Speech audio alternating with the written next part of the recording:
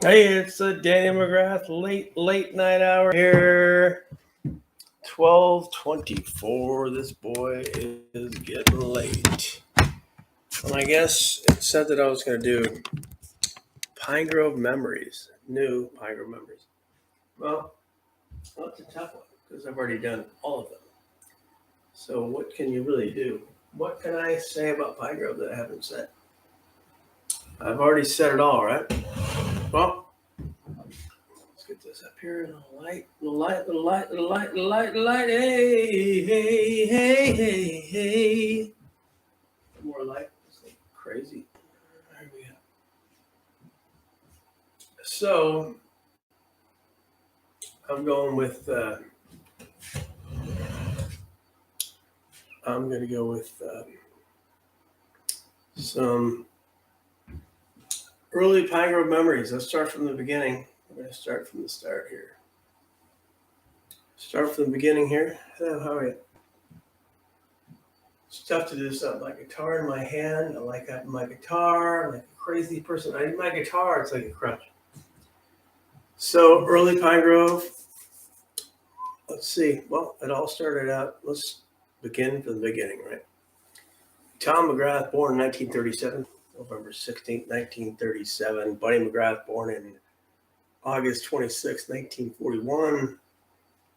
Buddy started going to Whispering Pines in 1954, 13 years old. So she went to Whispering Pines. And then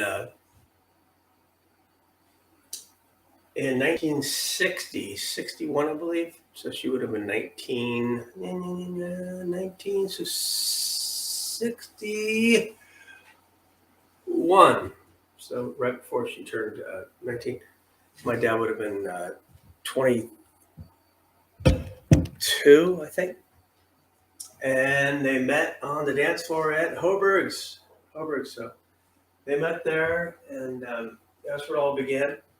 They got married in 63, I think.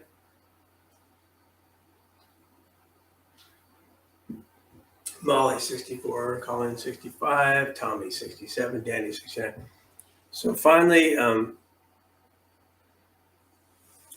I think we were introduced. They were introduced to Pine Grove because years earlier in this early 60s, my mom and her mother, we call her Grammy, right? So our grandma and Buddy went through Pine Grove back in the city. Like, this place is a dump, right? There are all these rusted bed springs lying around and stuff. So I guess Bob didn't invent that. It was afraid to say that. So anyway, in 1970, when I was about months old, we stayed in cabin one, the one the cabin we were going down the pool. It's right on the left there. So you're going down that little hill to the right. You take that first right. There's a little cabin on the left right there. They used to call it cabin one. That was our first spot. I guess my mom said my dad just dropped her off there. I think it was in June, and just went home and left her there. And she was like devastated. She hated it. She hated being there. But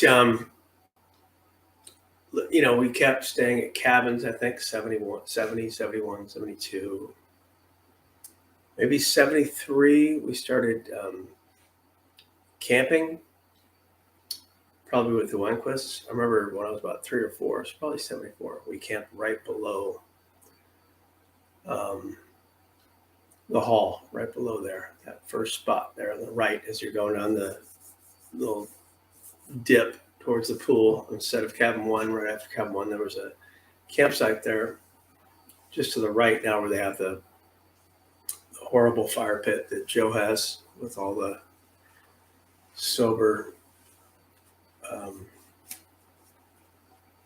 what's the word? I don't want to be mean. All the losers, right? So that was our spot, and I remember they camping there with the Wenquist, because I remember when I was about 4 years old, Danny Wenquist, he's 2 weeks older than me.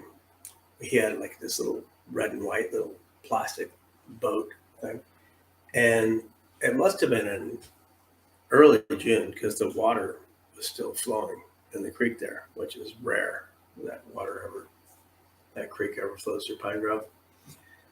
I remember Bob Grant telling me that, or telling Dave, his son Dave, that Freitas had told him until 1906, the earthquake, that would run year round there. So somehow it found a little crack in the lava or whatever the fuck was there, right? Or the granite rocks. It used to run year round below the hall, right there. The bridge, the hall, the little porch where everyone would play bingo out there, and all that fun stuff. And so anyway, I remember that in 73, 74 probably. So I remember about 74, 75, I think it was 74. We finally got the circle, our campsite, next to the men's bathrooms there.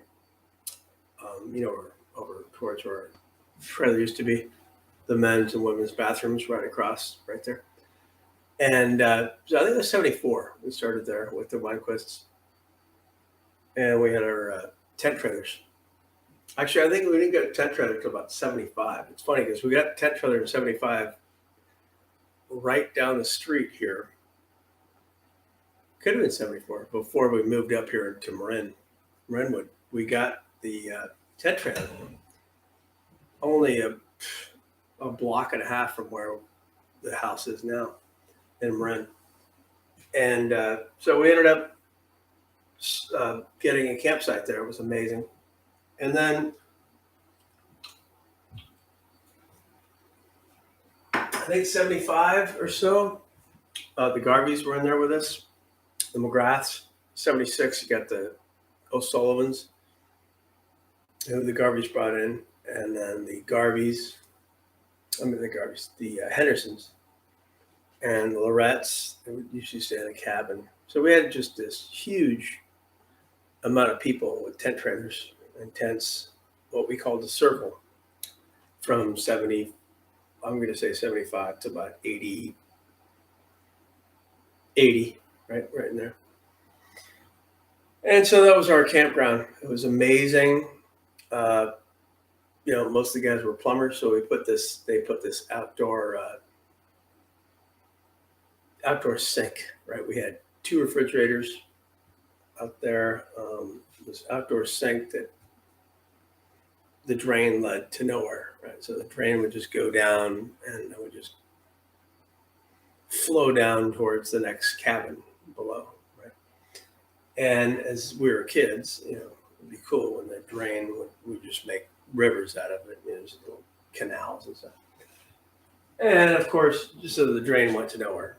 And so when you had your those little tiny boxes, cereal boxes, Frosted Flakes and Sugar Pops and all that fun stuff, you would pour the milk out after you had most of it, and it would just flow milk down the river, and we'd play in the dirt, like what kids are supposed to do, right? Kids, that's what we did. So that was our thing. So the campground,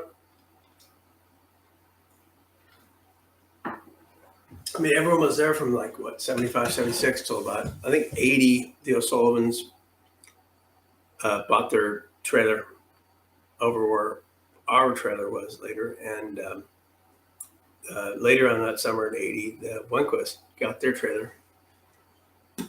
And so we were left there. Well, actually, we had moved out a few years earlier because just too much craziness from the McGraths. They couldn't handle it. So my parents moved us a little bit south, I guess, the next spot over from the campsite, because we just, the McGraths, the Adams family, craziness going on around here. We had it going on around here. Me and Tommy fighting, and Colleen and Tommy fighting. Nothing like Michael McGrath and Billy McGrath fighting.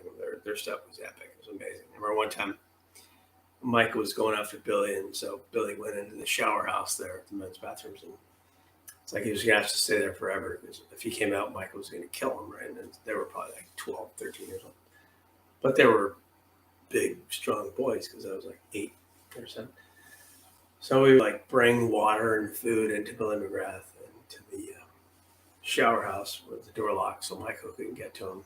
And I do remember when Michael was probably about 12, he got in a fight somehow, and the fathers, the Bingo Bob or Keith Lundquist or my dad or whomever were trying to corral Michael. And Michael ran down barefoot to the old liquor store down there, Cobb Mountain Liquors. So it was always half mile. We figured he set the record of all time, right? And it's always funny because I was telling my brother the other day about running fast. It's like, couldn't you, if you put a grizzly bear behind the fastest mile runners in the world, would they set the record knowing something's behind them and you couldn't stop? You'd have to run as fast as you can. So instead of doing, 3 minutes and 49 seconds, whatever, there's something behind you, you have to run faster. So just run as fast as you can until you fall, right? But most likely the grizzly bear would just catch them and maul them to death and they'd die on national TV. It's one of those great shows like that, Worldwide Sports, that whole fucking thing. Where the guy crashed when he's going up the ski ramp thing, and all the fun stuff. So just good stuff. But yeah, so we were there. An amazing time. 75, 76, 77 when we had all the kids. There were probably like 20, 25 kids in the campsite at certain times on the big weekends. And we had a tent trailer. Nobody slept in the tent trailer. Maybe a few people, my mom and dad. So no running water. Just had the toilets there and the outdoor kitchen sink we had going on out there, and that whole thing. So it was all about, the public restrooms and just sleeping out in the dirt like we did on a cot. Think about mosquitoes. I had like 5,000 mosquito bites every year. My legs would actually turn. I had white spots because I was so tan back then that I'd scratch my little mosquito bite so much on my shins that I actually was just like a black human being with white spots all over the place, which was fun. And then you sleep around the campfire and your sleeping bag that you've been using all summer, and you'd have those Pine Grove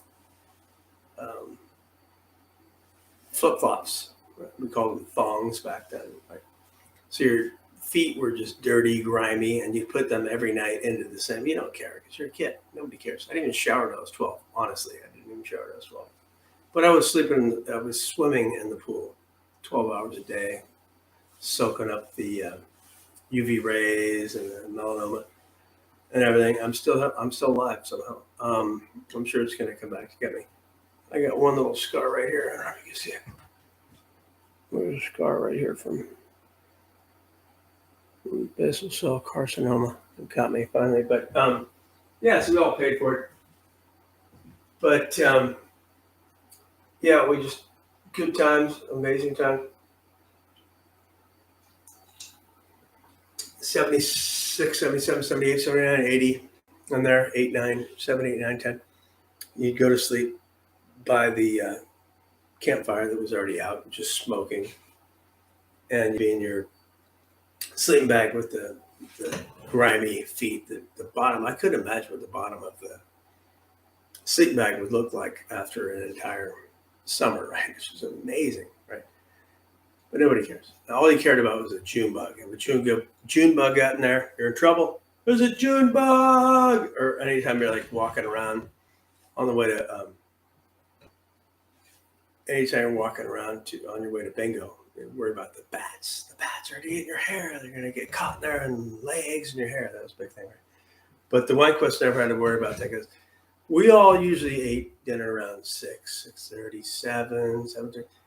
They wouldn't even have their dinner at like 9 or 10 o'clock at night. So that was over. Bingo was over. Jukebox dancing was over.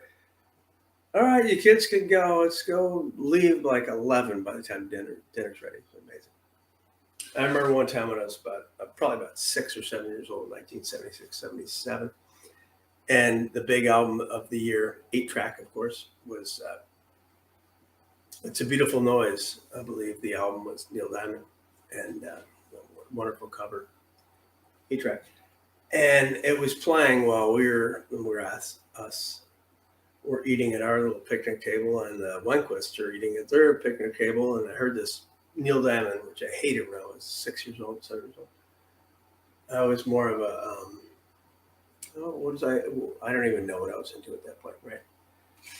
But it was just too loud. I went over and I shut it off, and it turned out it was Keith Wenquist that had been playing it. So I was like, oh, they were playing the music. You can't shut it off, Danny. You're like a crazy person. And so it's one of the, but going to Pine Grove up to 76, 77, 78, leaving the campsites and going up to the store was amazing, because for some reason everyone thought they had to wait in line for bingo. I don't know why people wanted to sit inside with the smoke. Everyone smoked back then, so there's probably like 100 people smoking cigarettes inside. No air conditioning, so the hall was usually right around 90 to about 110. And there's just smoke just hanging in the air. And when you went in there after being in the chlorine all day, your eyes were already hurting from all the chlorine for 10 hours, because you're playing Marco Polo, but you're cheating the whole time. So your eyes have been open the whole time, because everyone cheats at Marco Polo, at least I did. Unless it was in the cold pool when they would empty the cold pool about every 2 or 3 weeks, and with the brooms, they would put lime, paint on the sides. It was supposed to keep the algae from growing as fast as it did. And Bill Reed, blame Bill Reed. And so when it would turn white, the pool would turn like a whitish, milky green, and so you couldn't cheat for about, I guess, 2 or 3 days in the cold pool if you were playing Marco Polo. Otherwise, you're always going to cheat. Everyone, cheat. You have to cheat. You have to cheat. And let's see if I can plug this back in over here. I just knocked something over. I just knocked a plant over. What the hell's going on around here? So yeah, back in the old day, you go up to the hall. I remember 77, 70, maybe it was 75, 76, whatever it was. You'd go to the hall and try to keep this thing plugged in, so the battery's telling me not to keep going, but I got to keep going. I'm a crazy person. All right, it's back. You go up the hall and you get like a Milky Way bar. Right. Oh shit! I knocked the whole thing over. All right. So the flowers are knocked over. We got water everywhere here. We're in some serious trouble here. I'm gonna clean it up here, and so you go to the hall. You get up there. There's Roberto there, and you get your little. Clean this water. Holy shit. Yeah, you go up there and you get your Milky Way or Snickers, like 10 cents. 10 cents. You get your Jolly Ranchers, like a cent. Right? Who wants to have Jolly Ranchers? I've never into the sugary type hard candy. I'm more of just a chocolate guy. I'm a chocolate guy. I'm a rag top man. But yeah, so let me try to clean off this water I spilled all over so I don't destroy everything else that's on the table. My goodness, what the hell's going on?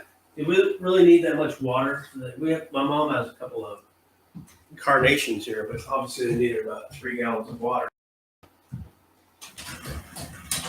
So yeah, going up to the hall was amazing. Bingo, you have to cut through the line because there's seriously, I'm not even kidding, right? There'd be 100 people in line, so it'd be all the way out in the street on the Bottle Rock, which doesn't even seem possible now. I guess it's just people are driving so much faster now. Trying to get smart. And there'd just be like 100 people in line out in the street, so they can get into the hall to play bingo, which I never understood because we wanted to sit outside to get away from the smoke, and it was brutal. It was so hot and smoky in there. So I guess some of the people wanted to get in there so they could hear Bob better. I'm not sure why. We would sit out on the loading dock and just play footsies with your friends and stuff. And it was an amazing thing. And I remember there used to be these older ladies at the time. So it was like, 6, 7, 8, 9, whatever. And they would always let these older women in there.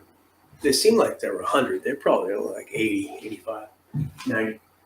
Born in the 1800s. Because this was this was like 1975. So they were probably born in the 1800s, right? So they let these fucking weird looking oldies in there before us, and they get their spot. Same spot every time for bingo. And there was I never even understood. By the time I turned 5 years old, I remember I was like 5. My dad was like, no more bingo. What's the point of bingo, right? So bingo, the whole time for bingo was the time you got to play tag out in the front, right?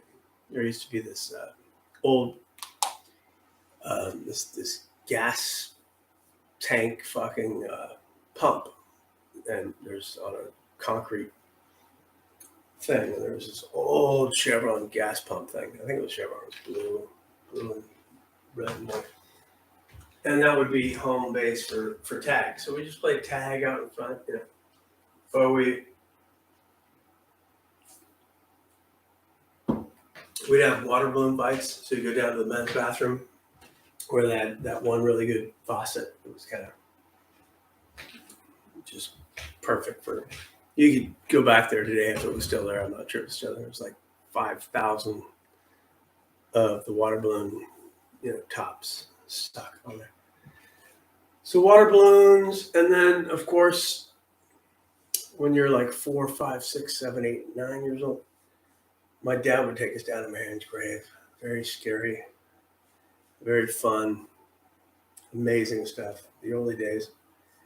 And of course, once you get a little older, like 10, 11, 12, then you start going on just with your friends and holding on your girlfriend's hands and stuff like that. Amazing. I always tell the story when I was 10 years old and I was going out with Lisa Melquist. She was 11, and Jennifer Conley, she was 11. One time during bingo, we just said, let's go down to Marion's grave. That's the way it was. We were free, right? 1980. And Jennifer Conley gave me a piggyback ride the whole way down there, right? Because I was a little kid. And nobody cared back then, except for I remember the wine list always had to check back in after bingo, which didn't even make sense because they didn't even finish dinner till after bingo. Right? So we're going to eat. While we're eating, we're going to go to bingo, and then we'll check back out when the spaghetti and the, remember back in the day, it was always spaghetti, like the meat sauce, like Joe's from Westlake Joe's. And then everyone back in the day would have sliced French bread? They have sliced French, just a huge sliced French bread with the butter on it, right? So your meal every night was sliced French bread with the butter, and then the spaghetti, the meat sauce, right? Whatever. So that's what happened then. And then after bingo, right? So we're getting around 9:30, 10 o'clock. That's before any video games are there. Maybe there might have been one pinball machine from 1925. So after bingo, you got either on Friday you got the talent show, right? Talent show. Or you had, I remember like Fridays after bingo was square dancing lessons. So you had Monday was like the movie night, but I was kind of a little late for that. Tuesday was games. That was my thing, games. Wednesday, square dancing lessons. Thursday, games. Friday, talent show, square dancing lessons. And then Saturday was square dancing. Square dancing, hey, let's do all this. That was a big night where it was massive. There'd be dozens of people square dancing and people drinking in the coffee, what do they call that thing? The sandwich grove, they call it, coffee shop. Just massive amounts of these pitchers, plastic pitchers of Budweiser. They probably went through, 100 of those a night? That was amazing.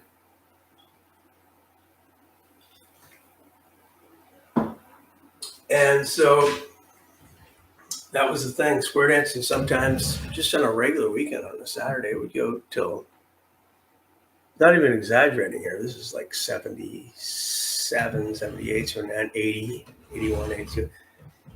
Square dancing on a Saturday could go till 4 in the morning. It was amazing. So Bob would do the square dancing. There were some incredible square dancers that could do the really difficult stuff, like Jelly Bean. But then you would, Teton Mountain Stomp, the circle dances, right, where you switch partners and the simple stuff like Oh Johnny O, Tennessee Wigwag.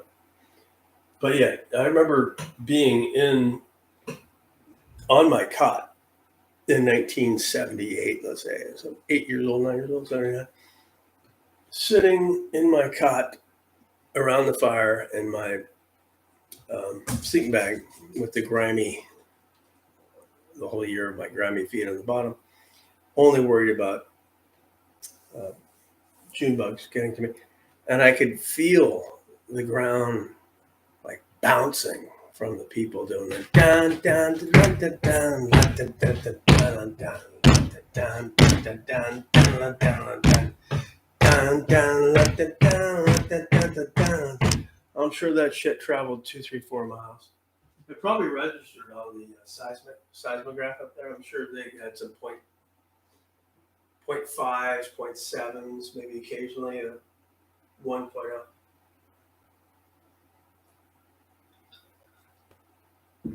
So those were the early days of Pine Grove that I remember. Of course, once you got into the 80s, it got even better. It just probably, it's the last peak year of Pine Grove craziness. Probably like 86. I was about 16 years old. It was still massive. It was good for another 10, 12 years after that. I always thought like there was a renaissance around 95, 96, 97. That's because we had the bench, right? But that was different. But old Pine Grove with the square dancing, and then they got the video games in there in the early 80s, Pac-Man. And they started getting really good pinball machines in there. And just the pool area, jumping off the diving board was an amazing thing back then. How many great divers there were back then, how many great splashes. Amazing. Yeah, so way back again, until probably 76, 77, they had a high dive at the pool that's still there. It's the lifeguard chair over by the regular pool, kind of near the main diving board. But yeah, there used to be a high dive at the cold pool. There used to be a little diving board there that was the stiffest board in the world, like wouldn't even move like an inch. Nobody was really a big cold pool guy because the edges of the cold pool were really rough and just broken brick type rock where it was hard to get in and out. They finally, some guys fixed it up, and I think the late 86, 87, 88. A couple of the guys like, the Whiteheads and Cute Rob and all those guys, they fixed it.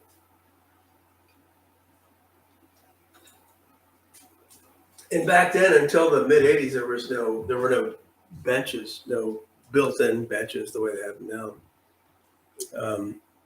Even at the diving board area. So the diving board area is just dirt and concrete.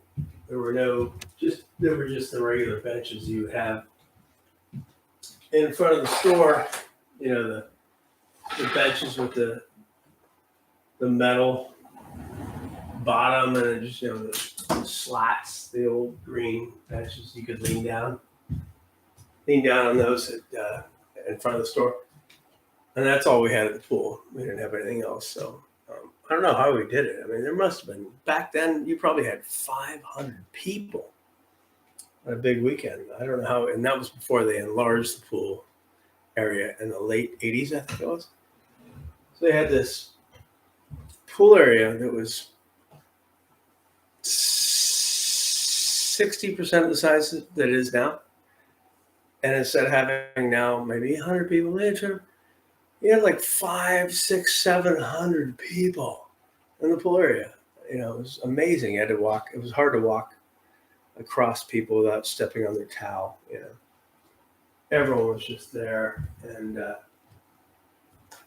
so the good old days of Pine Grove.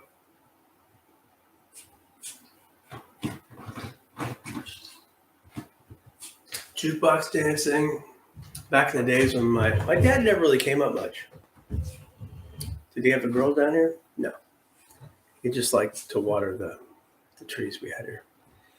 But yeah, there would be a typical big weekend, like Labor Day or something. My mom would have to take us out at like 1 o'clock in the morning as we're all hugging our sweethearts. Say if I was like 10, Tommy was like 13, Colin was like 15, was I? And as the best of times are when I'm alone with you, some rain, some shine, whatever. We'd have to leave for the night, just get in our car and drive home. And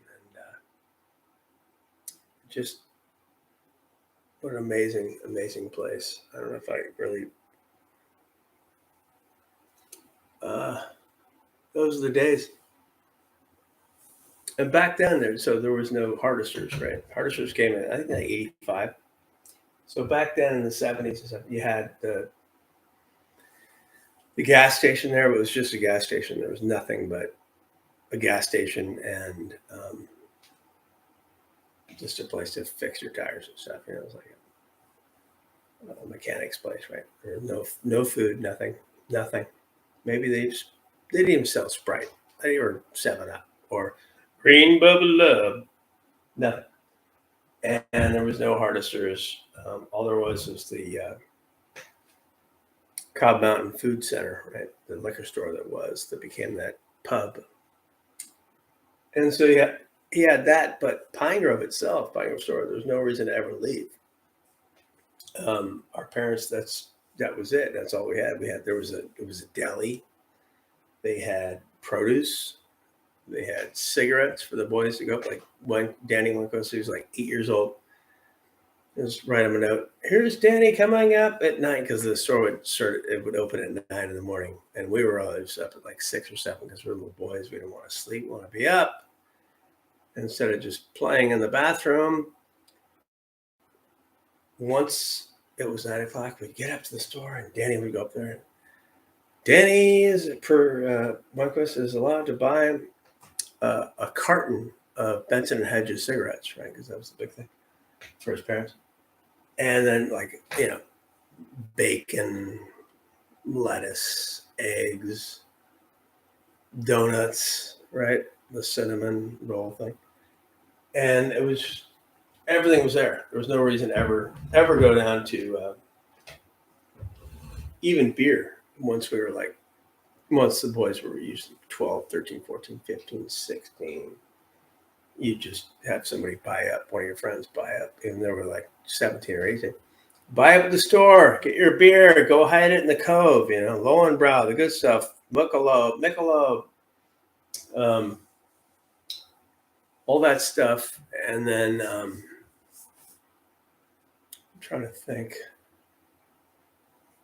So yeah, and if our parents ever went to Middletown, it was like a big deal. I remember Sandy O'Sullivan occasionally was like, "I'm going to Middletown." You're like a crazy person to go to Middletown.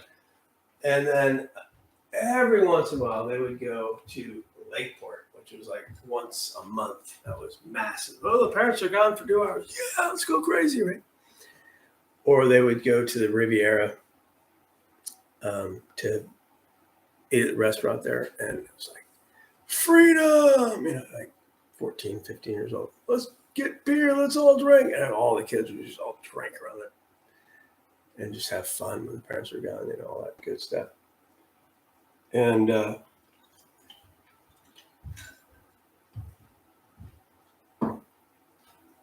I'm completely lost, but yeah. So you had that. I remember. So remember when we moved out of the campsite, I think in like 78 or 79, because we were just too rowdy. We had to move out. Just make too much trouble for the Winequests, the O'Sullivans, the Garveys, the Hendersons, whatever. So I remember I was like 9 years old, 8, 9, 10 years old, 11. And there'd be cigarettes everywhere because all those people smoked. They all smoked like 2 packs a day, all these parents, except for my parents. My mom would smoke about 2, 3 cigarettes a night when she was talking to Colleen Garvey late at night. They would just smoke and talk and drink coffee and stuff. But all the rest of the parents, just like they all smoked like crazy people. And I didn't put any water in this thing. Oh. And so I remember when I was about 10 years old, 9, 10, Sandy O'Sullivan would tell us all to pick up all the cigarette butts in the campsite, right? And I'm like, I'm not picking up a fucking cigarette butt because I don't smoke cigarettes and I don't even live in this fucking campsite. So I'm not going to pick up your cigarette butts because there'd be hundreds of cigarette butts. And yeah, so there was a lot of, at the time back, we were 9, 10, 11, 12, a lot of Nurse Ratched mothers. Like most of the dads just didn't give a fuck. They only came up on the weekends and they would just drink beer and just do nothing, right? Except for my dad.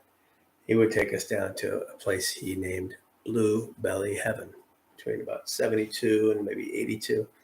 So he'd take us down near Tannerelli's, near Beaverbrook, and he called it Blue Belly Heaven. And he would take all the kids down there and we'd go down. Luckily, no one was bit by a fucking rattlesnake. He'd take us down there and search for frogs and turtles and snakes and lizards. Blue Belly Heaven, right? Lizards. And all the other men just sat and did nothing like all men do.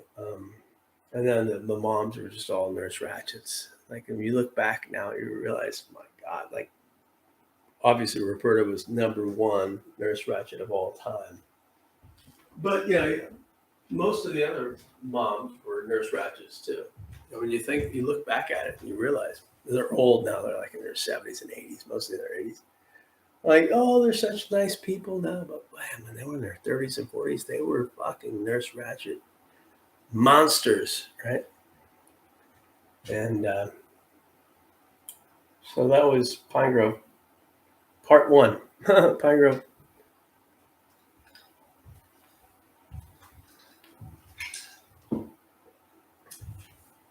And that's pretty much it. I think we were lucky that Bob Roberta had bought the place because we didn't realize what it would have been like with the Freitas. They wouldn't have allowed us to stay out past 10 at night and be loud and fucking destroy that place. We were allowed to stay up to like 3 or 4 or 5 in the morning. We fucking ran that place every fucking night. It was amazing. Every Labor Day between, I'm going to say late 70s until the probably late 80s, early 90s. they would serve like biscuits and gravy, like 5 in the morning. So everyone's up all night Labor Day, dancing in the hall and hanging out and doing all their thing. And everyone was just still awake. So at 5 in the morning, they would start serving breakfast. And I remember Mike Hill, maybe Jim Wright, Matt Clunas, they would go to sleep on the outdoor benches, the ones we used to lean back on and see the cool kids sitting on the benches out in front of the truck. And they would just sleep there with newspapers over them because it was funny, right? And yeah, so that was one of the cool things. And yeah, biscuits and gravy is so funny. When I was like about 22, I was dating my first girlfriend, and we were in my trailer. And my trailer had this great swamp cooler on top of it, so it was amazing. It was like 100 miles an hour in there. The fan, the wind, and it would keep you instead of it, on the porch is 100 degrees. So inside it's like 65 degrees, wind chill factor, maybe low 40. And I'm in there with my original girlfriend, Carrie. I'm like 22 or so. And I hear this banging on the door, right? It's like 9 in the morning, which is early because we'd stay up till 4 in the morning, partying in Boggs all night with Dave, Grant, and all of our friends. And it was Michael McGrath. And he's like, does anyone know where to get any biscuits and gravy around here? Right? Like, where do you go? Like, the Eggsland Skillet, Beulah's, the good old days. Part 2 would be later on with Mr. Feffley and playing guitar back in my later teens and 20s and stuff. And all the amazing things we did later on. So that would be part 1 would be up to about, really, you're going to about maybe 12 or so, 11, 12. And then the next jump was from 14 to about 27, 28 when we really started getting carried away. But this is the first one. Holy shit, 43 minutes. Sorry.